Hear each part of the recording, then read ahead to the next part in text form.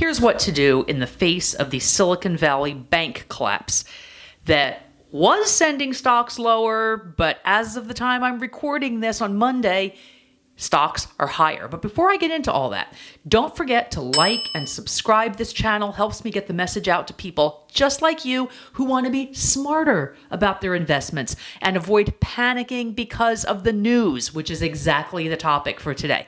First, you don't need to pull your money out of the brokerages like Schwab, which is getting a lot of attention today. I'll talk about that. It's different from the bank. Yes, some of your brokerages, like Schwab, are affiliated with banks. Silicon Valley Bank had a wealth management unit, still does.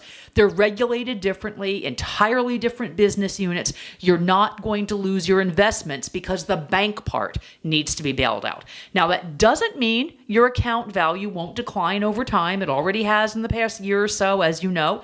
Maybe it'll decline more. But that's the reality of investing. That's not the same as your investments just going poof into the ether because your brokerage is going under. For example, you may have a brokerage account at Schwab, which also has a bank. It currently has a lot of exposure to long-term bonds whose value declined as interest rates have risen.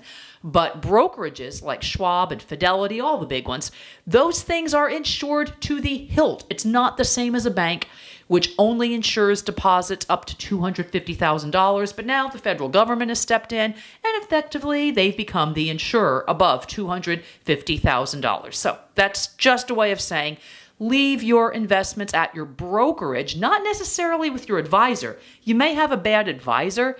That's another question for another day, and one that I'm happy to talk about. So what do you do right now with your investments? I'm not a believer in simply buy and hold. That type of investment philosophy can work well in strong market uptrends, as we saw for many years, but I'm also not a big believer in trying to time the market either. Neither one of those approaches really works, but you do have to adapt to market conditions. For example, a lot of financial advisors have told clients for years, just keep holding large cap international stocks from developed nations, although they've been underperforming large U.S. stocks for decades. Although in short, specific periods of time, like recently, first couple of months of 2023, international has been outperforming the U.S. But what I'm saying is here, don't panic. And don't necessarily think just because your advisor is telling you something, there's not another way. I know that's often easier said than done.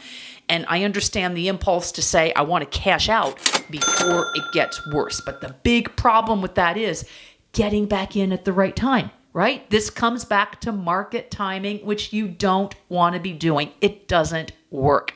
Everybody, really, everybody says, well, I'll cash out and then I'll get back in when things calm down.